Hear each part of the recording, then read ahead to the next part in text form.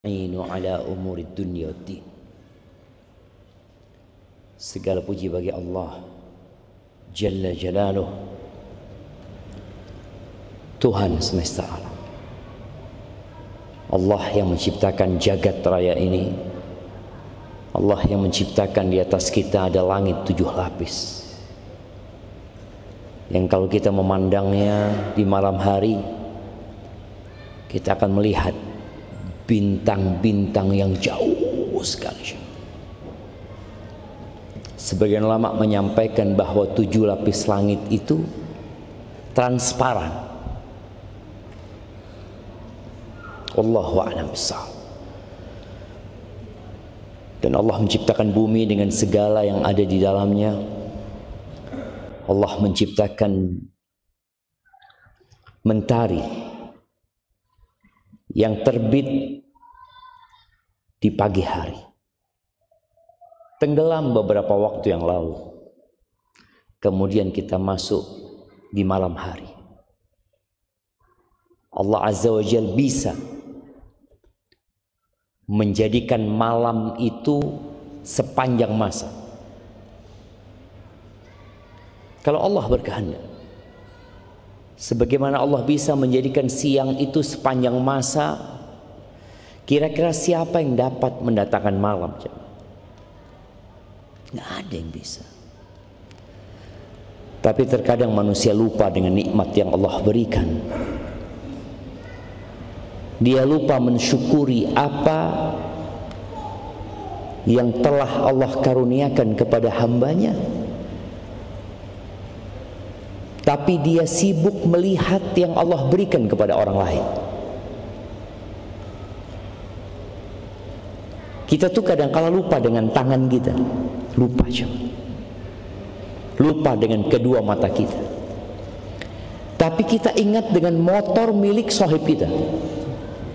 Kita mengatakan bagus, wallah motornya. Tatkala kita melihat handphone sahib kita, kita jadi ingat, ya Allah, kapan anak punya HP seperti itu ya?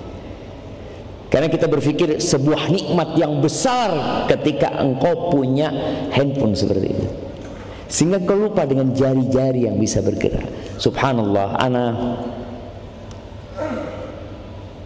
kapan hari bersalaman dengan seseorang yang jari-jarinya nggak ada, jemaah. Ketika anak salaman, ya Allah, anak ingat sama jari-jari anak. Padahal sejak lahir anak punya jari gitu. Tapi baru ingat kapan? Ketika tadi menjabat seseorang yang nggak punya jari. Maka tadi alhamdulillahi rabbil alamin. Dan hanya kepada Allah kita meminta pertolongan, jemaah, dalam menghadapi urusan dunia kita. Terus terang, anak yakin antum semua punya masalah. Dan biasanya orang-orang yang datang kajian itu, ya, dia punya masalah. Baik itu masalah dunia atau masalah agama, yang menyebabkan dia melangkahkan kaki ke rumah Allah, meninggalkan kesenangan dunia, kemudian dia duduk di sini. Dia punya masalah. Makanya tatkala seorang bertanya bagaimana supaya anak bisa khusyuk sholat, ya, bisa selalu istiqomah, ya, engkau selalu menghadirkan masalahmu. Kita punya masalah, ya. Cuma kadang-kala kita menganggap masalah agama itu remeh, dan masalah dunia adalah masalah yang besar, yang menyebabkan sebagian kita harus berkeringat, stres, depresi, memikirkan dunia. Tapi masalah akhirat jarang dia memikirkan. Salah satu dari kalangan salafus saleh, lupa namanya, Tawus kalau nggak salah ya, yang disebutkan dia punya rumahnya itu 2 pintu, pintu ke pasar, pintu keluarnya. Kalau dia lewat pasar, mesti malam itu nggak tidur, nangis terus. Bingung keluarganya. Tapi kalau lewat depan terus aman gitu. Sekali lewat pasar nggak bisa tidur, menangis. Kemudian dicari tahu sama keluarganya, Ternyata kalau lewat pintu belakang yang tembus pasar itu, dia akan melewatin pedagang yang jualan kepala kambing bakar yang dibolak-balik di atas api ya. Dia berpikir, gimana kalau aku seperti itu kan kelak pada hari kiamat. Subhanallah ya, bagaimana kata Allah Azza wa Jalla, innama yakhshallaha min ibadihi al-ulama. Yang takut kepada Allah dari hamba-hambanya itu siapa? Yang berilmu, para ulama. Jadi tahu bahwasanya kita semua bakal melewati api neraka semuanya gitu loh, tanpa terkecuali gitu. Yang selamat nggak semuanya. Apakah kita berpotensi jatuh ke neraka? Jelas. Kita punya masalah besar, tapi sebagian kita menganggapnya nggak masalah gitu. Maka semoga Allah menolong kita ya, dalam menghadapi urusan-urusan dunia, urusan-urusan agama. Allahumma salli wa sallim ala abdika wa rasulika sayyidina wa maulana Muhammadin wa ala alihi wa ashabihi ajma'in, amma ba'd. Jamaah rahimakumullah, detik berubah menjadi menit. Sekarang kita bisa melihat itu dengan nyata. Dulu mereka nggak bisa, belum ada jam, apalagi belum ada jam digital yang dengannya kita bisa melihat yang lebih kecil dari detik. Apa namanya? Apa? Milisecond. Milidetik. Jadi setiap detik berapa mili?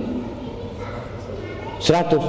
Masalah 100 mili. Kalau kita ngelihat di, betul jemaah, anak takut salah. Kita lihat jemaah, tahu-tahu dia berubah ya, jadi 1 menit.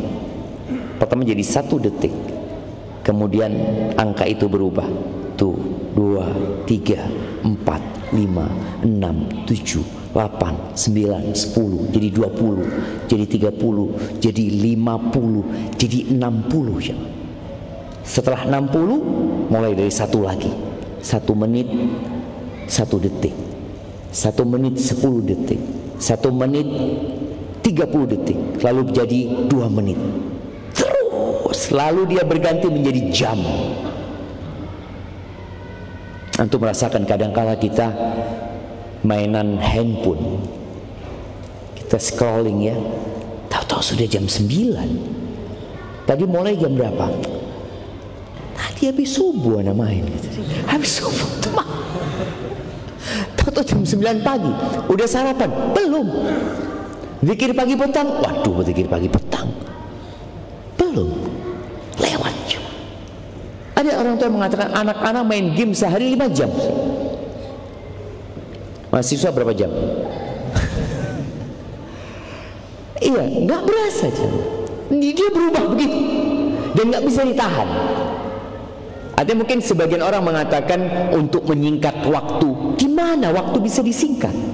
Ya bagaimana 1 menit jadi 30 detik? Nggak ada. 1 menit tetap 60 detik gitu. Nggak bisa gitu. Ya bagaimana kita ambil baterainya supaya waktu itu berhenti? Nggak bisa gitu. Dia akan terus berjalan. Tahu-tahu maghrib, berganti hari. Malam ini tanggal berapa? Nah, tanggal berapa tadi kita matahari tenggelam, tanggal berapa? Nah, tanggal berapa? Jemaah 1 Muharram hitungan Muhammadiyah. Iya. Kalau anak itu lihat pemerintah sama Nahdlatul Ulama, sepertinya 1 Muharram hari Jumat mereka. Jadi malam ini malam 30 atau malam 1. Setahun udah lewat jemaah. Tapi kita tidak melihat ya, hiruk pikuk manusia berbicara tentang kalender Hijriah. Malam ini boleh jadi tanggal 1 Muharram 1447 Hijriah. Tapi biasa-biasa aja itu. Antum dapat ucapan selamat? Emangnya boleh ucapan selamat? Sebenarnya Pak mengatakan itu babnya babul adat. Kalau bicara tentang kita berpindah tahun ini, ya mau nggak mau kita berpindah tahun. Ada yang harus tutup buku, sehingga dia harus membuat perhitungan dengan perdagangan dia, atau ada perkara-perkara lain yang harus diperhatikan. Kita masuk 1 Muharram, kita masih di bulan haram, kemudian nanti akan ada tanggal 10 Muharram berkaitan dengan puasa Asyura, ada puasa Tasu'a mungkin sebelum 10 Muharram, dan Nabi alaihi salatu wasallam mengatakan khairus siyam atau afdalus siyam ba'da Ramadan syahrullahil Muharram. Sebaik-baiknya puasa setelah bulan Ramadan adalah puasa di bulan Muharram. Ada ibadah. Tapi ada orang yang nggak peduli. Taunya hari ini tanggal berapa? 25 Juni. Waktunya gaji turun. Nah, sebagian orang gajinya turun tanggal 25 Juni. Ahibati fillah. Bicara waktu yang sudah berlalu 1 tahun, yang mungkin sebagian orang seharusnya bermuhasabah ya. Memang tidak ada acara khusus ya, tapi kita sebagai seorang muslim melihat Muharram tahun lalu sampai Dzulhijjah tahun ini, apa pencapaian-pencapaian yang sudah ana raih? Perencanaan-perencanaan antum itu apa? Sebagian punya rencana haji dan dia sudah berangkat haji. Sebagian punya rencana korban, alhamdulillah anak tahun ini korban. Sebagian punya rencana umroh, anak kemarin Ramadan berangkat umroh, alhamdulillah. Jadi ada perencanaan urusan akhirat dia yang berkaitan dengan ibadah-ibadah ini. Tapi ada perencanaan berkaitan dengan urusan dunia. Bulan Dzulhijjah ini termasuk bulan yang ramai orang nikah. Sampai Anda dapat kiriman video ya, ada seorang yang bikin konten, dia ikat kepalanya, dia pasang kuyuk sana kuyuk sini, dia mengatakan, kata dia, waduh, dia mohon kepada para penghulu kalau bisa jangan terlalu banyak menikahkan orang, karena undangan itu banyak datang. Dan di masyarakat ya, sebagian masyarakat itu undangan itu wajib datang karena dia harus bayar utangnya mah. Karena dianggap ketika orang-orang itu diundang dan taruh amplop itu akadnya titip.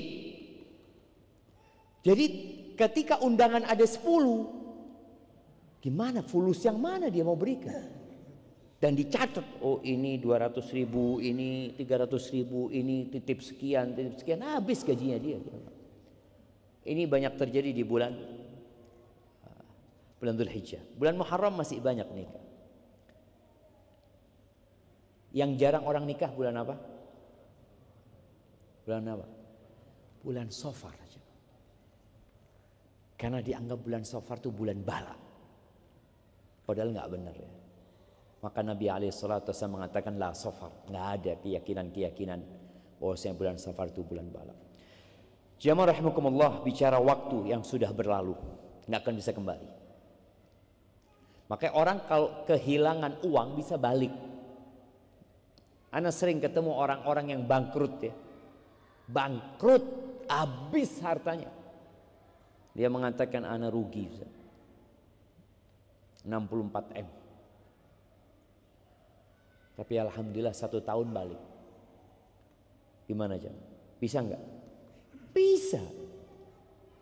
Tapi seorang yang mengatakan ana rugi. Rugi apa? Waktu. Ketika ana kuliah, ana enggak sungguh-sungguh. Sekarang ana sudah lulus. dan nggak dapat apa-apa. Ana ingat dengan seorang kawan yang dia di Madinah 7 tahun. Ketika dia mau pulang malam itu atau besoknya, ana berjumpa sama dia di Masjid Nabawi.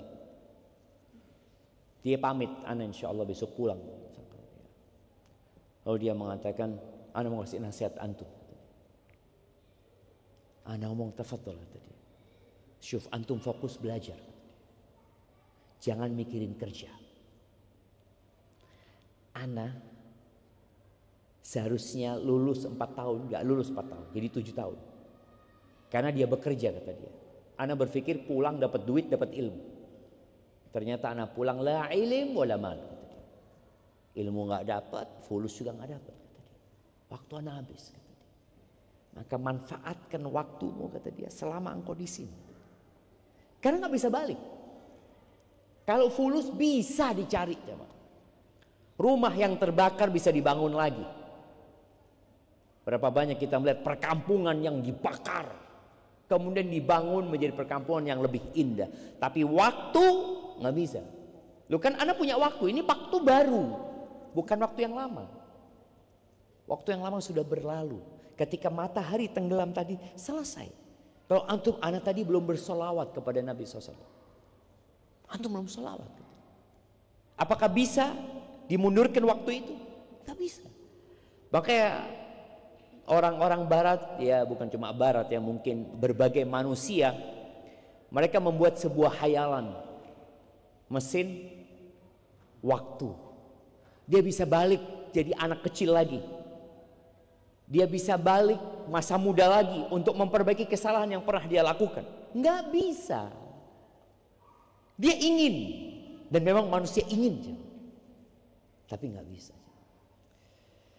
Allah Azza wa Jalla berfirman ya di surat Al-Munafiqun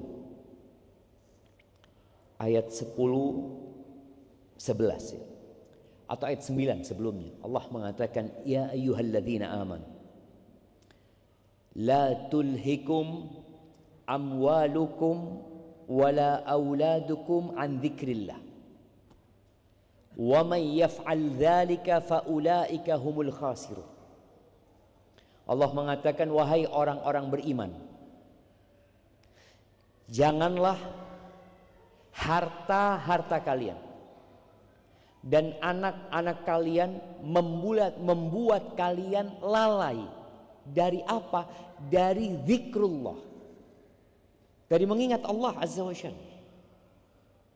Orang sibuk ya, bekerja, ngumpulin harta demi anaknya, sibuk ngantar anaknya belanja, sibuk mendidik anaknya untuk urusan dunia, lupa dengan zikrullah, mengingat Allah Azza wa Jalla. Padahal Nabi SAW mengatakan, ad-dunya mal'unatun mal'unun ma fiha. Dunia ini terkutuk, jemaah. Kita tahu dunia itu terkutuk, terlaknat, dan semua yang di dunia itu terkutuk, jemaah. Apa yang antum lihat? Apa yang antum sentuh? Semua akan sirna. Itu tempat terkutuk. Jember akan hilang dari peta. Indonesia hilang. Bagaimana dengan gedung tinggi yang ada di Dubai sana, yang jadi kebanggaan orang-orang di sana? Bahkan di Dubai mungkin ada banyak gedung-gedung besar ya, yang dibuat untuk dikenang. Nggak ada, akan hancur. Bagaimana dengan orang-orang yang membuat bunker-bunker di dalam tanah supaya tidak hancur? Hancur. Kenapa? Karena tempat ini terkutuk. Apa yang tidak terkutuk? Kalau bicara amalan yang tidak terkutuk, pekerjaan yang tidak terkutuk adalah zikrullah wa mawala, mengingat Allah dan semua ketaatan kepada Allah, itu nggak terkutuk. Jadi kalau antum melakukan ketaatan nggak terkutuk, tapi kalau antum melakukan hal-hal yang mubah, ya hilang waktu antum. Itu kalau bicara perbuatan. Manusia yang tidak terkutuk siapa? Siapa? Alimun au muta'allim. Kata Nabi SAW. Kalau bicara manusia yang jumlahnya 8 miliar nih, siapa di antara mereka yang tidak terkutuk? Alimun au muta'allim. Orang yang berilmu atau orang yang belajar ilmu. Ilmu apa? Berarti orang-orang gak terkutuk yang kuliah Ustaz. Anak-anak yang sekolah, kalau yang dipelajari adalah tentang bagaimana membangun jembatan menuju ke surga, gak terkutuk. Kalau yang dia pelajari itu, bagaimana tatkala dia melewatin sirat, dia tidak terkena sentuh api neraka, bagaimana dia bisa menikmati buah makanan tanpa takut sakit, bagaimana kalau dia belajar untuk menjadi terus muda dan tidak pernah tua, dia nggak terkutuk.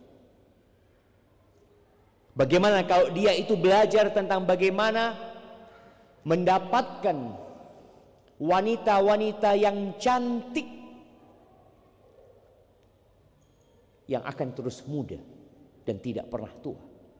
Kalau itu yang menjadi target dia belajar, dia nggak terkutuk. Tapi kalau target dia belajar hanya membangun rumah di muka bumi ini,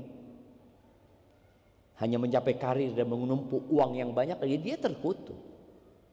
Kenapa? Itu ditinggal. Jadi orang yang tidak terkutuk adalah orang yang belajar keabadian. Saya mau abadi. Ya, bisa. Saya ingin tetap muda. Bisa. Saya nggak mau sakit-sakitan. Bisa. Beberapa waktu yang lalu, Meta itu menciptakan dunia hayalan. Apa namanya? Metaverse. Masih ada?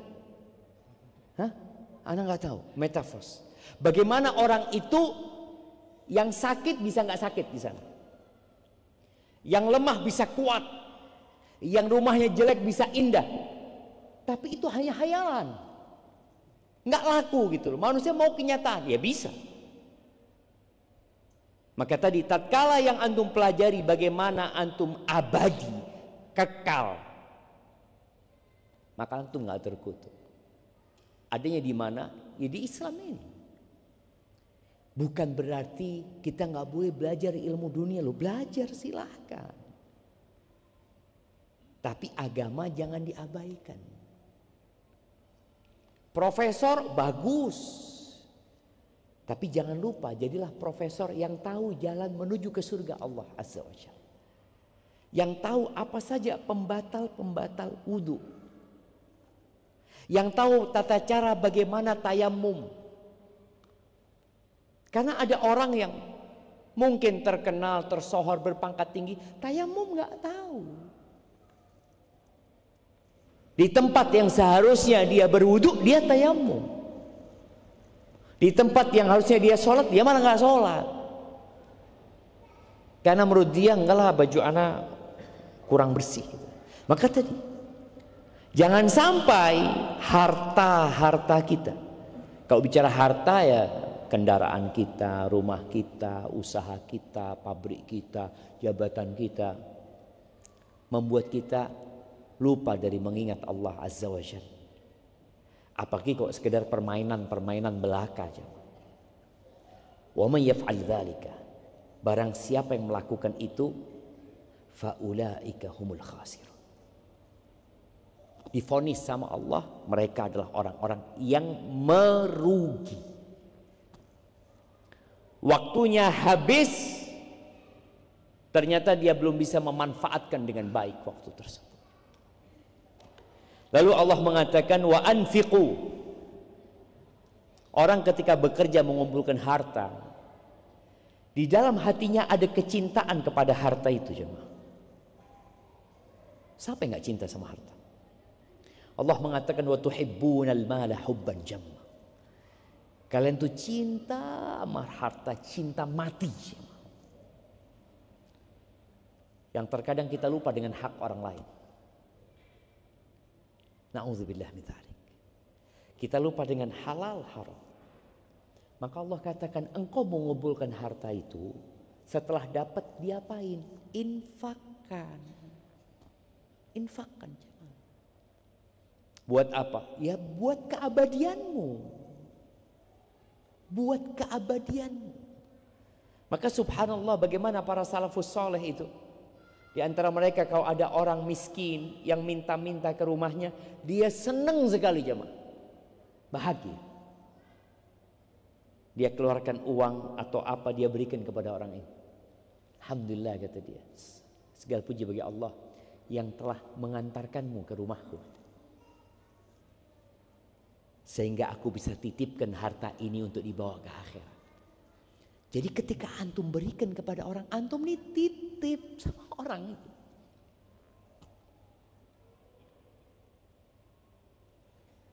Mungkin hilang jemaah? Ya mungkin hilang. Tentunya ikhlas ya. Tapi kalau kita titip sama orang, bisa jadi orang itu lupa. Antum titip sama anak fulus kapan? Ingat dulu waktu di Masjid Robbani, waktu habis kajian Ustaz Syafiq, anak titip 500.000 sama antum. Enggak ya, anak lupa. Wallahu a'lam bishawab, kata dia. Manusia mungkin lupa, tapi ketika antum titipkan sama Allah, yakin balik. Makanya khususnya buat perempuan-perempuan ya, Nabi SAW memberikan nasihat khusus kepada perempuan untuk banyak sedekah. Tasaddaq. Ini secara umum Allah katakan, wa anfiqu mimma razaqnakum. Dari apa yang kami rizkikan kepada kalian. Jadi kalau antum punya duit bukan rizki dari Allah, jangan disedekahin. Kenapa? Karena Allah yang merasa dia dapat duit itu karena usahanya, nggak usah disedekahin. Kenapa yang diperintahkan Allah? Infakkan yang rizki dari kami. Apakah ada orang yang hidup di muka bumi ini, dia mendapatkan harta bukan rizki karena Allah? Tidak ada. Tapi kadang-kala manusia lupa aja. Wah, ini hasil keringat saya. Saya banting tulang untuk mendapatkan harta. Enggak, itu rizki dari Allah. Loh iya, tapi kan karena usaha. Oh, berapa banyak orang yang usaha nggak dikasih semua. Kita melihat dengan mata kepala kita sendiri. Orang-orang yang kerjanya lebih capek daripada kita, tapi hasilnya sedikit. Antum duduk-duduk, tahu-tahu ada yang transfer full sama antum. Alhamdulillah.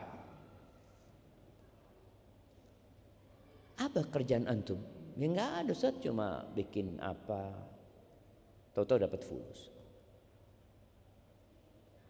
Siapa yang kasih fulus? Allah. Maka ingat bagaimana Nabi Sulaiman ketika melihat singgasana Ratu Balqis di hadapannya, dia langsung mengatakan, hadza min fadli Rabbi. Ini karunia dari Tuhanku. Dari Tuhanku. Allah katakan, wa anfiqu mimma razaqnakum min qabli an ya'tiya ahadakumul maut. Sebelum datang kematian kepada salah seorang di antara kalian. Fayaqul, dan orang ini kalau mau mati mesti mau sedekah. Dia akan mengatakan, Rabbi, wahai Rabbku, wahai Tuhanku, laula akhartani ila ajalin qarib. Ya Allah, andai engkau undur waktuku sedikit.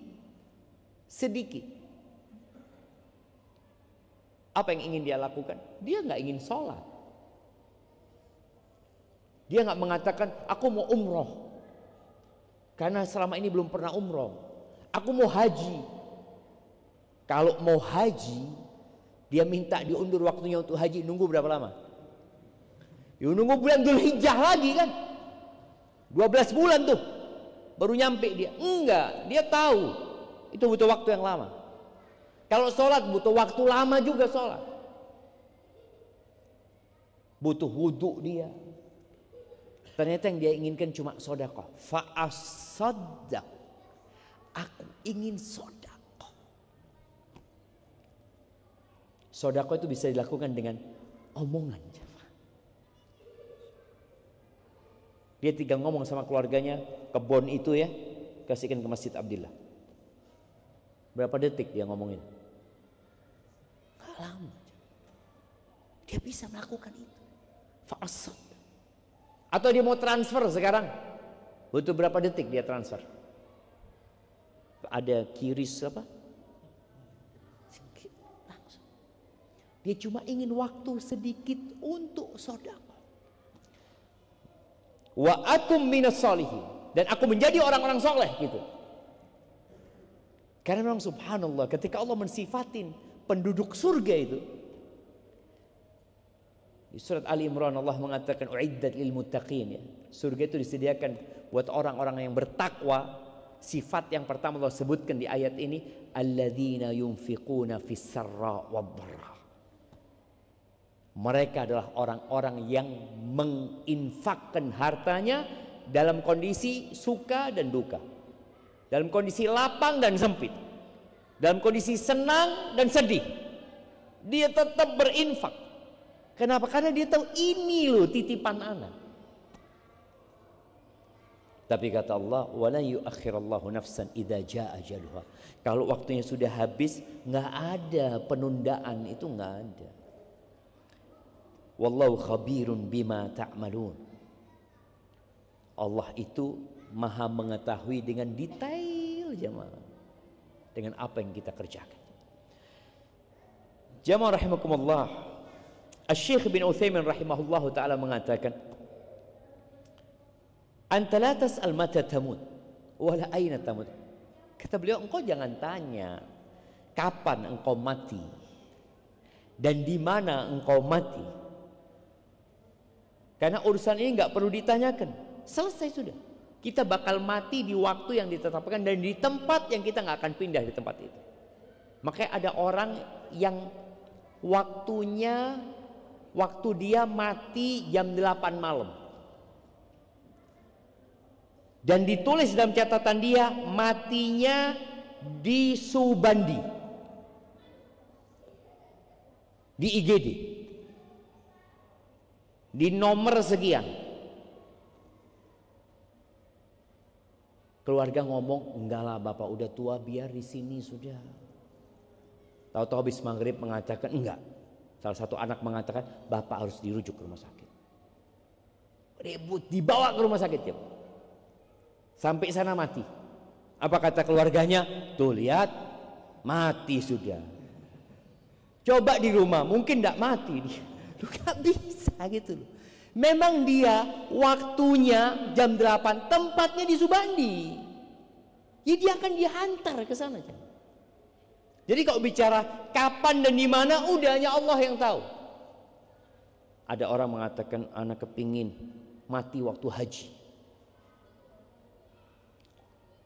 Tahu-tahu dia naik pesawat jemaah, pulang haji, ya Allah, ndak mati ya Allah, pulang. Kepingin karena dia berpikir kalau mati di sana husnul khotimah, kata dia. Nggak ada yang tahu jemaah. Beliau mengatakan, mahma talat bika dunya, walaupun umurmu panjang di dunia ini, engkau nggak akan merasa panjang hidup di dunia ini. Makanya nanti orang-orang di akhirat itu ketika melihat kiamat ya, ketika melihat neraka, ketika melihat mahsyar ya, Allah mengatakan ka'annahum yawma yarawnaha lam yalbathu illa 'ashiyatan aw duhaha. Mereka ketika melihat itu, mereka merasa hidup di dunia dulu antara pagi atau sore, bas. Seakan-akan dia bangun pagi tahu-tahu mati. Pendek waktu kita itu. Nabi SAW mengatakan nikmatani maghbunun fihima katsirun minan nas. Di hadis riwayatkan Imam Bukhari, ada dua nikmat yang banyak manusia tertipu dengan nikmat itu. Dia tidak menganggapnya nikmat, sehingga dihambur-hamburkan tanpa manfaat. Apa dua nikmat itu? As-sihhatu wal faragh. Sehat dan waktu luang.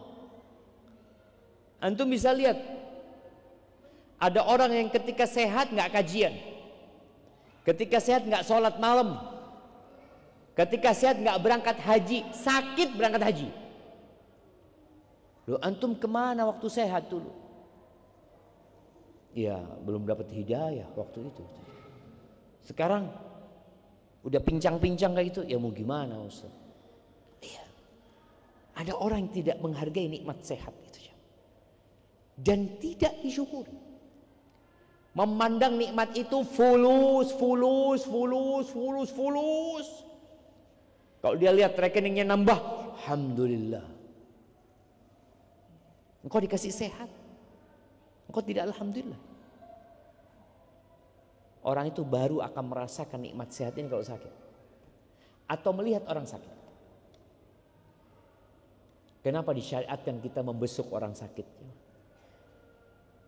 Kalau antum mungkin nih mahasiswa nggak punya kenalan yang sakit, antum datang ke rumah sakit. Loh betul siapa? Antum datang ke sana, mau besuk siapa? Karena antum nggak apa-apa. Antum lihat kamar-kamar yang terbuka, assalamualaikum kata dia. Antum mungkin dipandangin sama dia, siapa? Nggak apa-apa antum datang, assalamualaikum kata dia. Bawa oleh-oleh afan. Sakit apa kata dia? Ini, ya Allah mudah-mudahan cepat sehat ya. Barakallahu fiik. Udah tinggal. Kira-kira keluarga yang dibesuk itu akan mikir antum siapa? Apa malaikat? Nah, karena dibilang aneh kan jamaah, tapi sebenarnya nggak aneh jamaah. Ketika antum nggak tahu mereka saudara kita, gitu. Antum datang besuk mereka, datang ke mereka. Dan ana lihat rumah sakit nggak terjaga, antum ditanya ini. Kalau waktu besuk itu antum nggak akan ditanya gitu loh. Mau ke kamar mana? Ada sudah. Antum datang ke tempat yang paling parah-parah, tempat yang tempurungnya dibuka, ya, yang pada nggak sadar ini itu. Antum datang. Tadi sekedar untuk menyebabkan antum pulang dari sana. Alhamdulillah Allah, makasih Allah. Memang ana hari ini belum makan apa-apa, tapi engkau kasih sehat sama aku ya Allah. Alhamdulillah ya Allah. Orang akan bersyukur. Makanya tadi sesuatu yang memang kita rasakan tiap hari, kita menganggapnya bukan nikmat. Kita menghirup udara nih, antum beranggapan biasa loh. Semua orang menghirup, iya. Tapi kalau antum harus pakai oksigen, lalu tahu-tahu antum keluar dari rumah sakit ada tagihan oksigennya saja berapa? Nikmat yang kedua adalah al-faragh, waktu luang. Nih mahasiswa nih khususnya, ngapain hari-hari ini? Minggu tenang, Ustaz. Mau menghadapi ujian. Ngapain? Enggak ngapa-ngapain gitu loh. Tapi kita dengarkan adzan dulu. Jadi di minggu tenang itu nikmat. Antum biasanya pagi masuk kelas, sekarang nggak masuk kelas. Bisa antum sholat duha. Iya, bebas. Anda bisa sholat duha dari jam 7 sampai jam 9. Ya terlalu banyak lah Ustaz. Tadi. Kok terlalu banyak? Antum menghabiskan waktu untuk hal yang tidak berguna 2 jam nggak apa-apa. Untuk sholat berat jamaah. Zikir sudah, antum mau istighfar lah. Duduklah, habis sholat duha 2 rakaat istighfar 100 kali. Kalau kemarin waktu antum kuliah nggak bisa, ini bisa duduk istighfar 100 kali, selesai baru keluar. Tapi kadangkala lewat juga jamaah. Lewat. Kita nggak melakukan itu. Antum punya kesibukan apa? Makanya kadangkala kalau ada mahasiswa telat, anak tanya sama dia, antum punya istri? Enggak, Ustaz. Punya anak? Enggak. Kok telat gitu? Kalau mungkin dia punya istri, istrinya melahirkan wajar. Anaknya mungkin rewel, wajar. Inilah harim wala anak. Telat. Terus ngapain antum? Makanya kalau ada mahasiswa masuk telat, anak ngomong sholat duha, sudah keluar. Ada yang nggak paham, habis sholat duha 2 rakaat naik lagi, mau masuk lagi loh. Sholat duha sampai selesai pelajarannya. Manfaatkan sholat duha kata dia. Ini waktu luang, antum nggak boleh masuk, punya waktu luang. Dan boleh jadi antum sholat duha lebih manfaat daripada antum masuk kelas tidur. Lebih manfaat. Tapi kita dengarkan azan jemaah.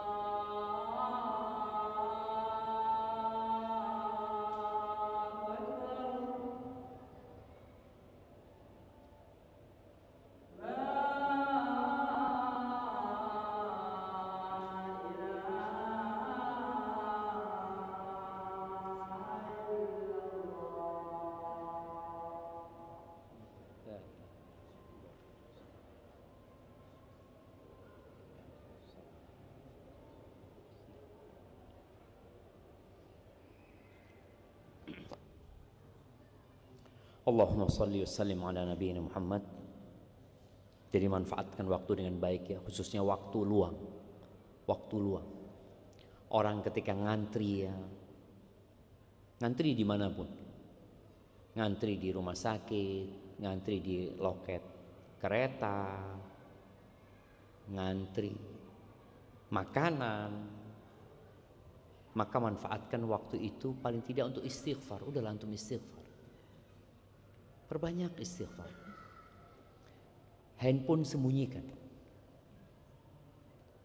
Soalnya kalau antum pegang handphone, waktu antum hilang nggak kerasa. Tapi kalau antum istighfar, antum akan capek. Baru 5 menit kayak 5 jam mungkin, kok sudah lama. Enggak. Perbanyak istighfar. Dan hitung istighfar. Nabi alaihi salatu wasallam di hadis Abdullah bin Abbas radhiyallahu anhuma, beliau mengatakan irtanim khamsan qabla khamsin. Manfaatkan 5 perkara sebelum datang 5 perkara lainnya. Yang pertama beliau mengatakan hayatak qabla mautik. Hidupmu sebelum engkau mati. Tadi kita tahu semua bakal mati, kita nunggu waktu. Dan mati itu nggak kenal umur.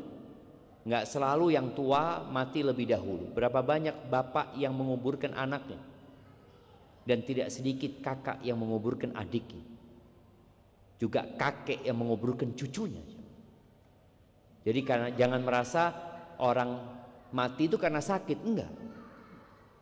Makanya ingat ada seorang kawan, ketika temennya itu terkena kanker usus dan operasi terpotong. Orang itu kan cemas ya, karena dia merasa umur dia tinggal sedikit. Kata temannya ngomong, "Syuf," kata dia, dengarkan tuh kata dia. Mati itu tidak ada urusan sama sakit. Orang sehat mati. Jadi jangan berpikir kalau sakit berarti mau mati gitu. Kan berapa banyak orang kalau sudah sakit, kayaknya saya mau mati kata dia. Enggak. Dokternya kadang-kadang mati duluan daripada pasiennya. Nggak ada urusan dengan itu. Makanya manfaatkan hidupmu sebelum engkau mati.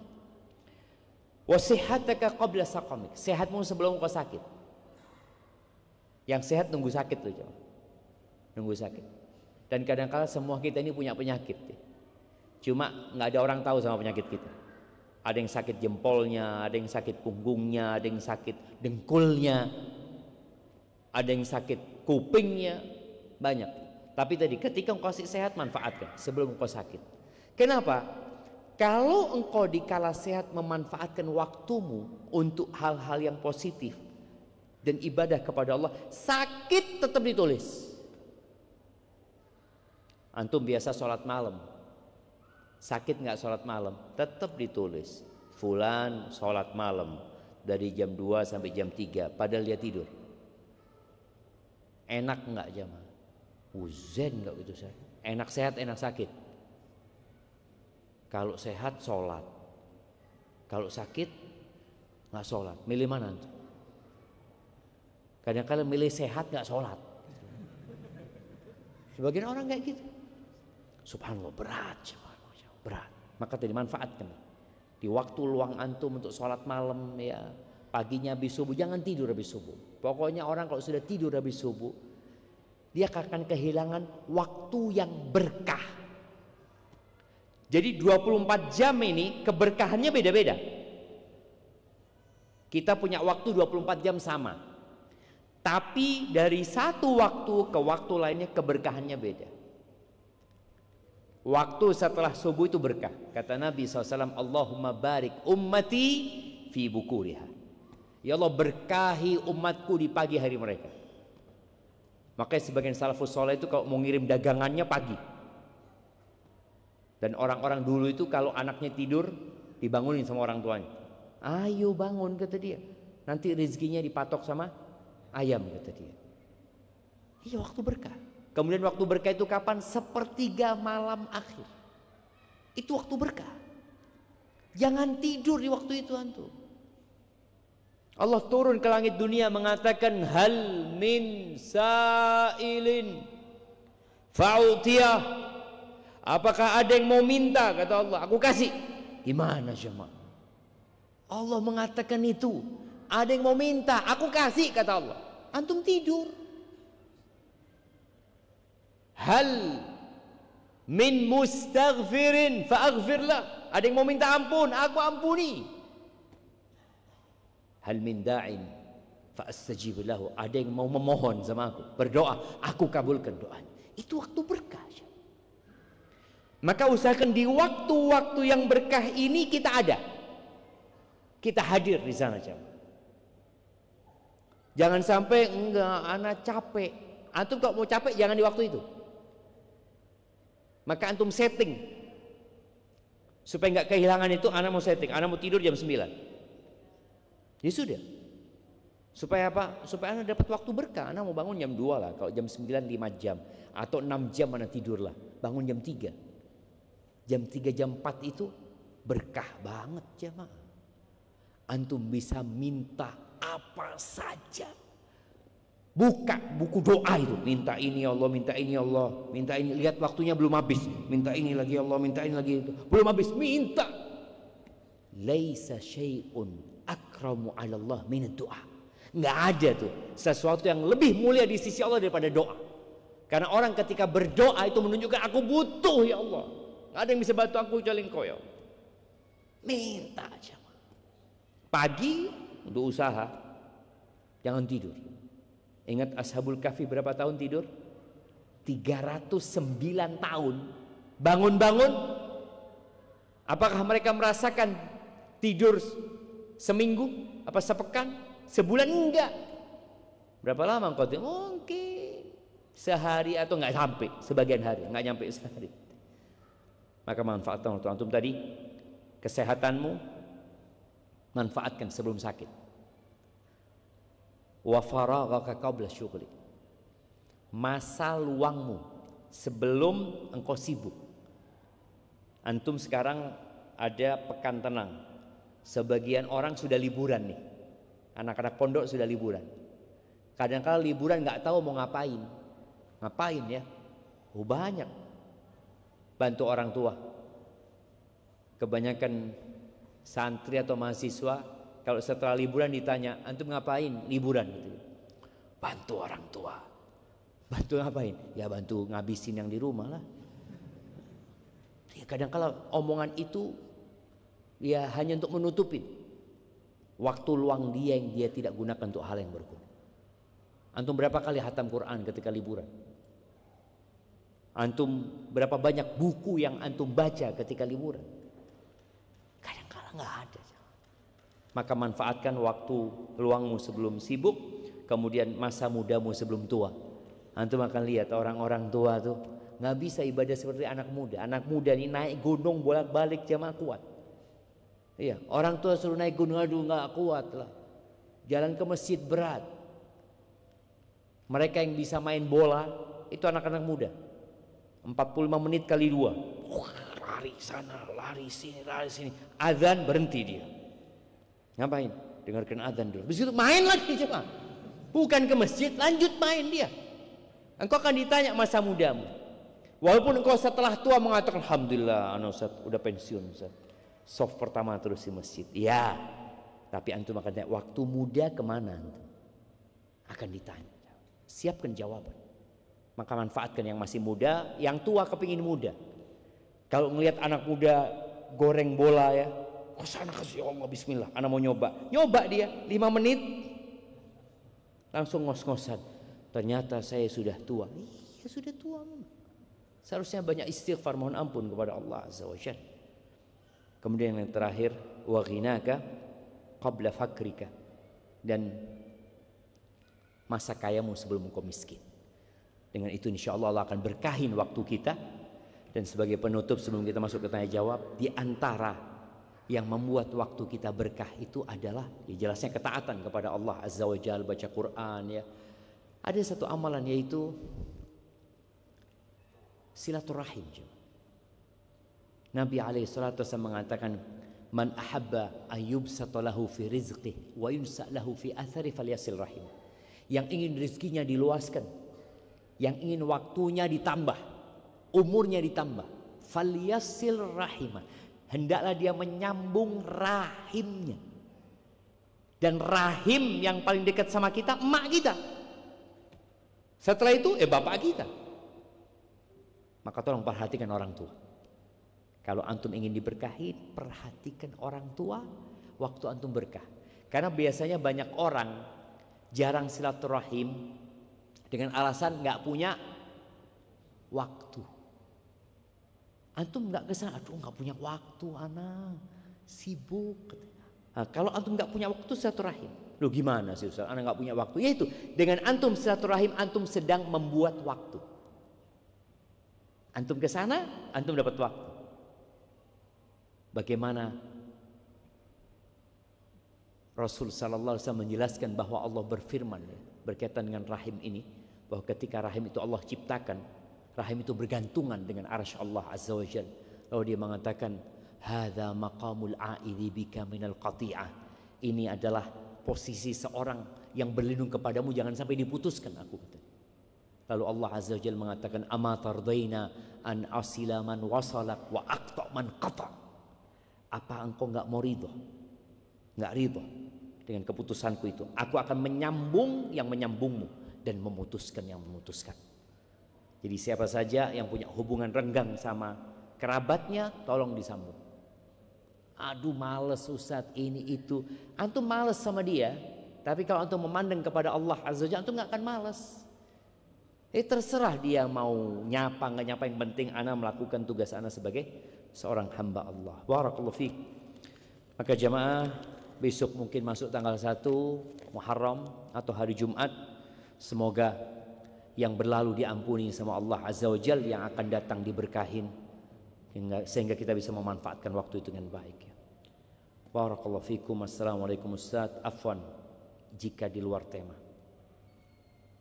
Izin bertanya, melihat kondisi zaman sekarang, beberapa pasangan keluarga baru maupun lama itu ada berita tentang fenomena flexing. Apa flexing ini? Pamer. Flexing, membuka aib. Gimana flexing membuka aib? Membuka aib terang-terangan atau curhat di media sosial yang kemudian mengakibatkan beberapa perceraian atau keributan. Pertanyaannya, apakah hukum asal curhat atau membagikan masalah rumah tangga di media sosial termasuk membuka aib, dan bagaimana batasannya dalam Islam? Yang kedua, sebagian orang mengatakan saya membagikan kebahagiaan agar orang lain termotivasi. Apakah ini termasuk sum'ah atau bisa jadi bentuk syukur, dan bagaimana cara membedakan niat yang benar menurut salafus saleh? Berkaitan dengan pertanyaan pertama ya, curhat itu nggak kepada semua orang. Boleh menceritakan aib suami dengan menyebut namanya atau tanpa menyebut namanya. Sebagian mengatakan lebih baik tanpa menyebut namanya. Tapi menyebut namanya boleh. Tapi dia menyampaikan itu kepada orang yang bisa memberikan solusi. Seperti Hind binti Utbah, istrinya Abu Sufyan. Dia datang kepada Nabi SAW. Dia sebutkan, inna Aba Sufyan, sesungguhnya suamiku Abu Sufyan itu rajul misik, pelit sekali dia itu ya Rasulullah. Ini masalah keluarga. La yu'tini ma yakfini. Dia kalau ngasih nggak cukup gitu. Padahal dia punya fulus banyak. Boleh nggak aku ngambil hartanya? Ini masalah. Dia butuh solusi. Maka Nabi SAW memberikan solusi, khudhi bil ma'ruf. Engkau boleh ngambil dengan cara yang baik. Ada masalah, disampaikan kepada orang yang bisa memberikan fatwa. Dia butuh fatwa, dia butuh arahan, silahkan. Tapi nggak ke medsos. Karena ketika engkau sebarkan medsos akan dibaca semua orang. Masalah yang seharusnya ada solusi, gara-gara udah disebar di sana, sulit. Akhirnya suami atau istri akan menerima. Kadang-kala tadi kondisinya cuma pamer aja dia seperti itu. Dia butuh perhatian dari orang, janganlah. Engkau kalau mau curhat, curhat sama Allah. Kalau memang harus menyampaikan masalahmu, jangan dengan status.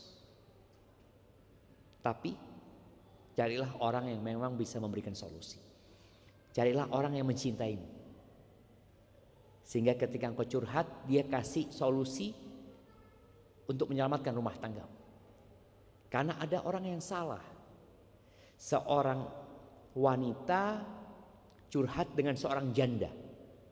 Dia ngomong, suami anak kayak gini-gini. Kira-kira janda itu ngasih solusi apa? Kalau janda itu bertakwa kepada Allah Azza wa Jalla, dia ngomong, jangan cerai. Nggak enak jadi janda. Tapi kalau janda ini merasa susah hidupnya menjadi janda, dia butuh sohib, apa yang dia katakan? Aduh, ahsan cerai, ana bebas sudah cerai. Alhamdulillah, hati jemaah. Maka tadi, kalau salah curhat berantakan rumah tangga. Ada pun pertanyaan yang kedua berkaitan dengan membagikan kebahagiaan. Orang-orang yang hidupnya bahagia, romantis ya. Ketahuilah romantis itu nggak harus ditebarkan ke orang.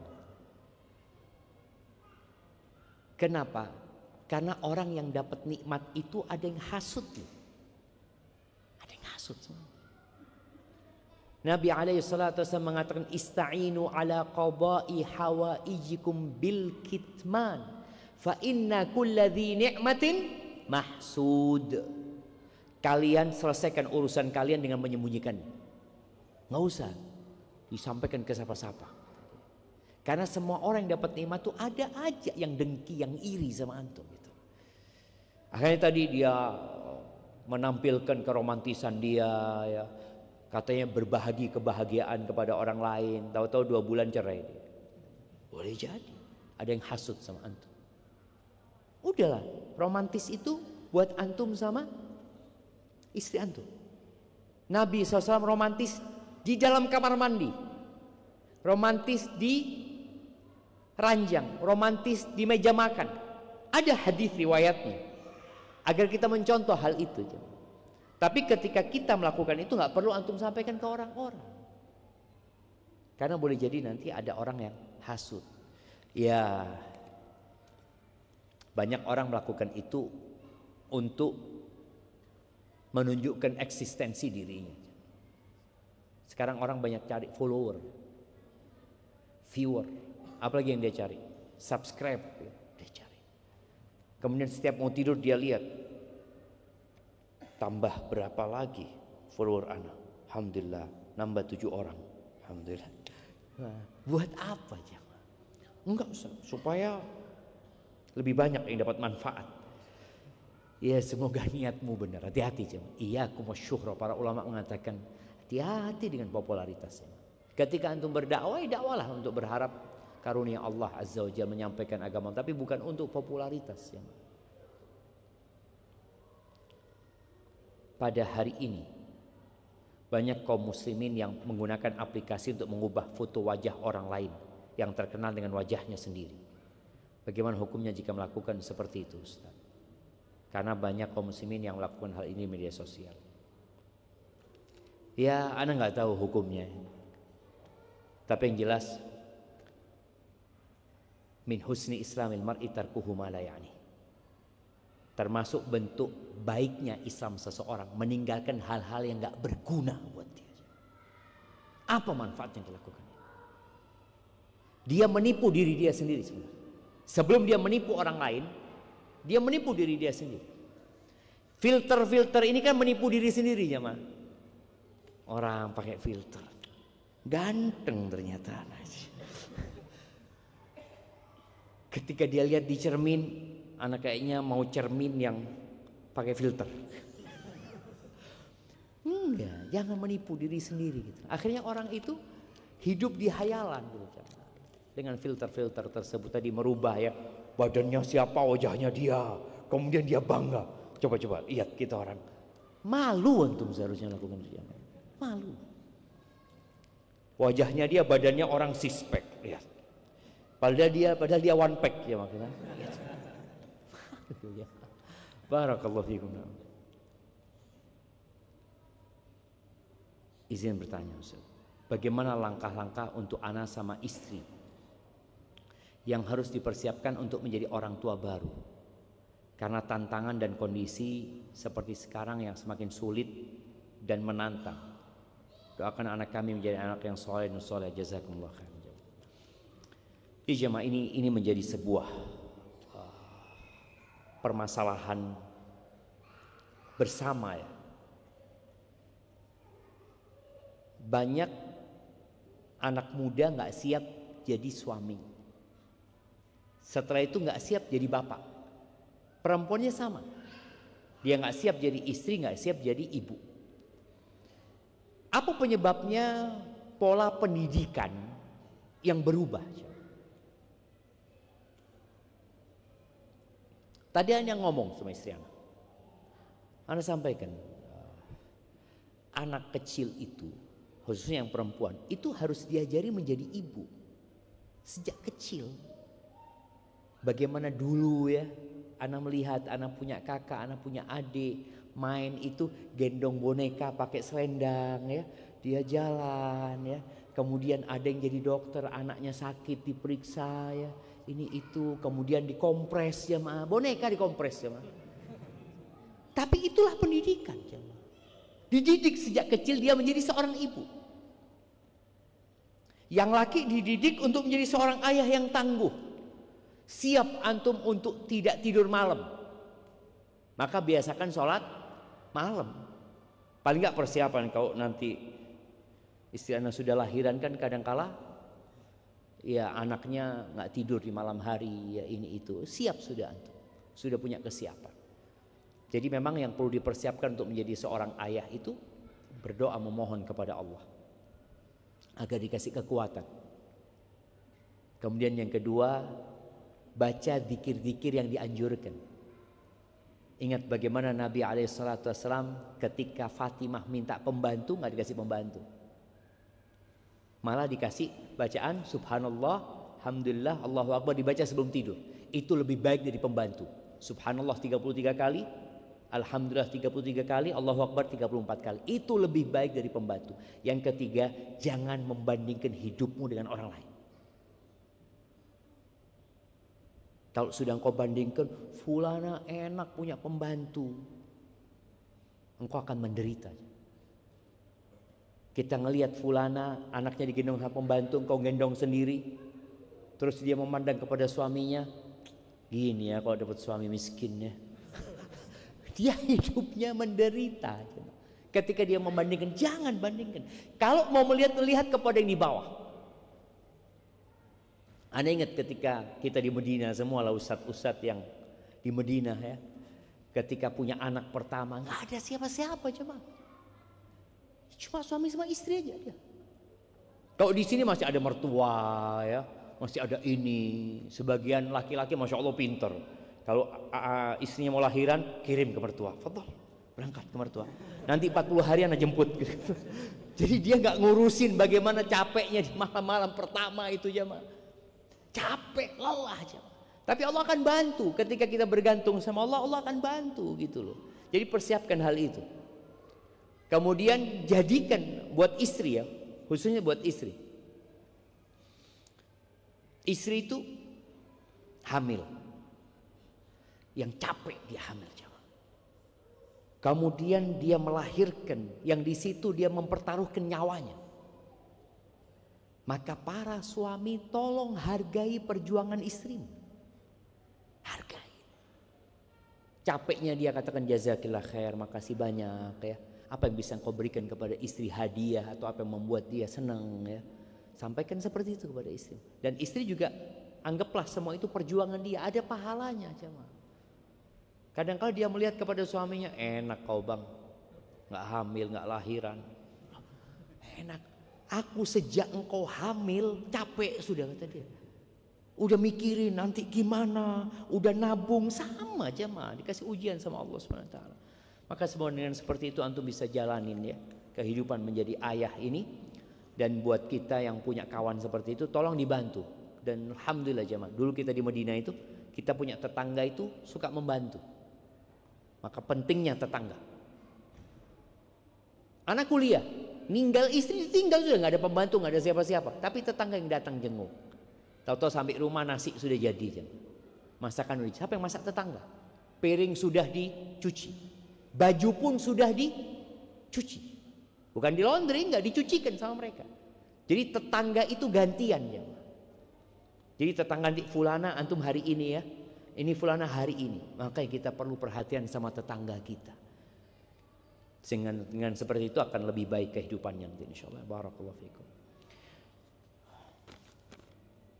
Ustadz, bagaimana sikap kita menyikapi isu perang dunia ketiga? Apa himbauan para ulama apabila terjadi perang dunia ketiga, dan fatwa himbauan siapa yang harus kita ikutin? Masya Allah jemaah, sekarang antum banyak doa, semoga tidak terjadi perang dunia ketiga. Seorang muslim itu harus senantiasa siap siaga tatkala terjadi, dan dia harus membela agamanya, ya dia harus siap walaupun mati menjadi taruhannya. Man mata walam yaghzu walam yuhaddits nafsahu bil ghazwi mata ala syu'batin minan nifaq. Barang siapa yang mati dan dia nggak pernah perang dan tidak pernah ngomong di dirinya anak akan berjuang menegakkan agama Allah, ini katanya, dia nggak pernah ngomong seperti itu, maka dia mati di atas salah satu cabang kemunafikan. Kita nggak ingin terjadi peperangan, kita ingin adanya kedamaian, kita ingin agama Allah ini tersebar kemana-mana jemaah. Maka ya antum ikutin fatwa para ulama nantinya ketika mereka sudah menyampaikan apa sikap kita. Dan dalam kondisi fitnah itu yang lebih baik diam. Antum nggak usah komentar apa-apa, ngomentarin ini, udah antum berbuat, nggak usah ngomong.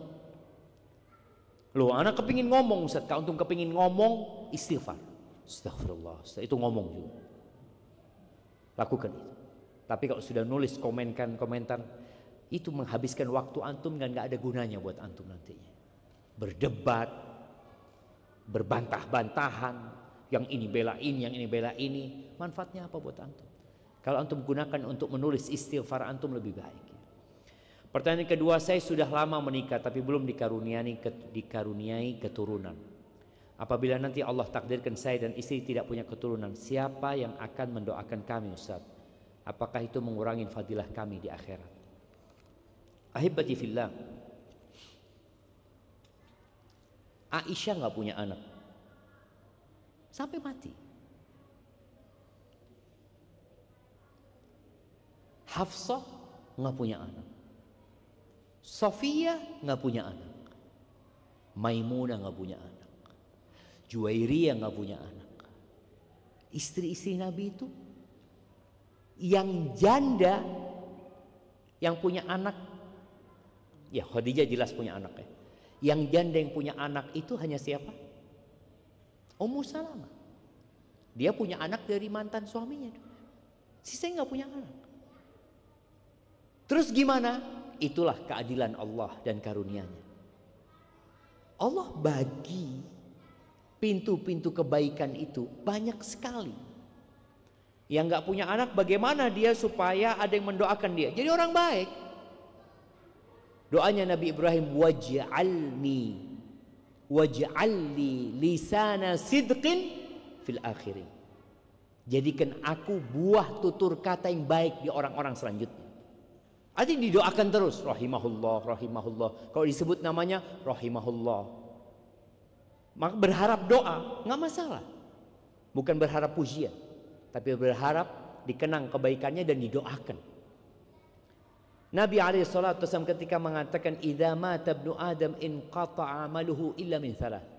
Apabila anak Adam meninggal dunia, putus semua amalannya kecuali 3. Yang pertama apa? Sedekah jariyah. Yang kedua, ilmu yang bermanfaat. Yang ketiga, anak soleh yang mendoakan.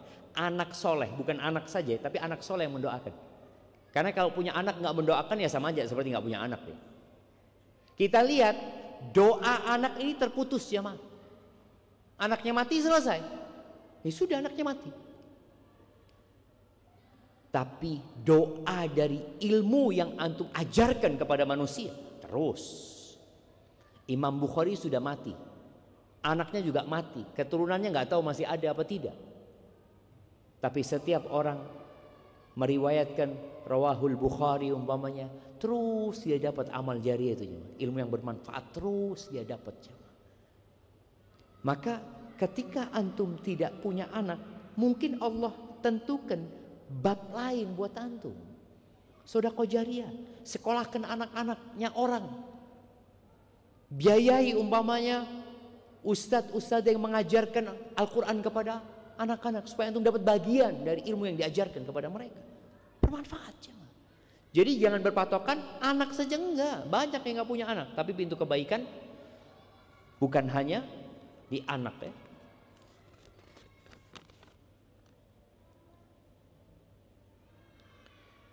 Saya seringkali jatuh bangun dalam maksiat, dan alhamdulillah ana bisa kembali di jalan yang benar. Terkadang saya merasa terbetik di hati saya,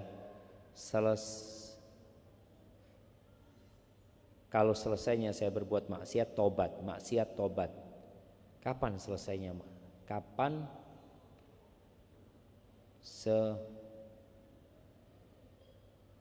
mohon nasihatnya. Jamaah, teruslah antum istighfar, jangan berhenti istighfar. Hindari tempat-tempat antum berbuat maksiat. Baca doa, minta sama Allah. Allah maqsim lana min khasyatik ma tahulu bihi bainana wa baina ma'asik. Ya Allah, bagikan buat aku rasa takut kepadamu yang dengannya aku terhalang dari perbuatan kemaksiatan. Baca doa itu, terus minta sama Allah ya. Kemudian tadi hindarin tempat, waktu yang antum di sana berbuat kemaksiatan, sehingga dengan cara itu antum terhindar dari kemaksiatan. Perbanyak kebaikan, karena kebaikan itu akan menghapuskan dosa-dosa yang lalu. Barakallahu fikum. Tolong Ustaz, berikan nasihat kepada akhwat-akhwat yang suka memposting dirinya di media sosial seperti TikTok dan lainnya. Dia menggunakan pakaian syar'i seperti cadar, jilbab besar dan abaya. Dia cuma sekedar memposting saja dan tidak memberi manfaat seperti nasihat atau yang lain. Hanya membuat fitnah kaum laki-laki yang sudah hijrah. Dan terlebih lagi ia adalah seorang thalibah yang sedang belajar agama. Syukron. Wallahi jamaah, perempuan itu lewat aja perempuan pakai cadar, pakai lengkap itu, laki-laki sudah tergoda. Astagfirullahaladzim. Nah jamaah, memang perempuan itu diciptakan menggoda. Kita disuruh menundukkan pandangan, yang di sana disuruh di rumah, disuruh menutup auratnya dan disuruh di rumah. Apa kata Allah Azza wa Jalla? Waqarna fi buyutikunna, tinggallah kalian di rumah-rumah kalian, kata Allah Azza wa Jalla. Sampai sholatnya perempuan di rumah lebih utama daripada sholat di masjid. Bayangin, sholat di rumah lebih utama. Dia sholat di masjid mungkin dapat 27 dia, tapi di rumah lebih baik dia sholat di rumah. Sekarang di rumah tapi keluar. Lewat mana? Lewat medsos tadi. Iya, ini salah satu penyakit. Penyakit apa namanya? Penyakit jiwa, di mana orang ingin diakui, ingin pengakuan dari orang. Wallah jamaah, orang yang mencari pengakuan dari orang lain akan hidup dalam penderitaan. Apa sih yang antum dapatkan dari pengakuan orang itu? Orang kadang-kala pakai jam hanya untuk mendapatkan pengakuan dari orang. Dia pakai baju yang outfitnya kayak gini untuk dapat pengakuan dari orang. Capek hidup. Dia merasa diperhatikan sama orang. Orang sibuk dengan handphonenya, nggak ngeliatin antum sekarang. Tapi orang kadang-kala sibuk untuk mencari pengakuan dari orang. Akhirnya dia posting ini, posting ini, posting ini. Maka tolong para akhwat, berhentilah kalau mau posting yang berguna, yang bermanfaat gitu. Tidak memposting dirimu yang hanya kelihatan keluar pakai abaya ya, nutup pintu pakai abaya kelihatan. Apa manfaatnya? Menfitnah. Maka kalau ada orang-orang yang terfitnah, akhirnya engkau dapat bagian dari dosa tersebut. Barakallahu fiik jemaah. Ya, ini mungkin jawab pertanyaan ini kita jawab di pertemuan yang akan datang. Apabila benar yang disampaikan itu dari Allah Azza wa Jalla, kalau ada yang salah dan kurang berkenan, itu dari diri anak pribadi. Allah dan Rasulnya terbebaskan dari kesalahan itu. Subhanakallahumma wa bihamdika asyhadu an la ilaha illa anta astaghfiruka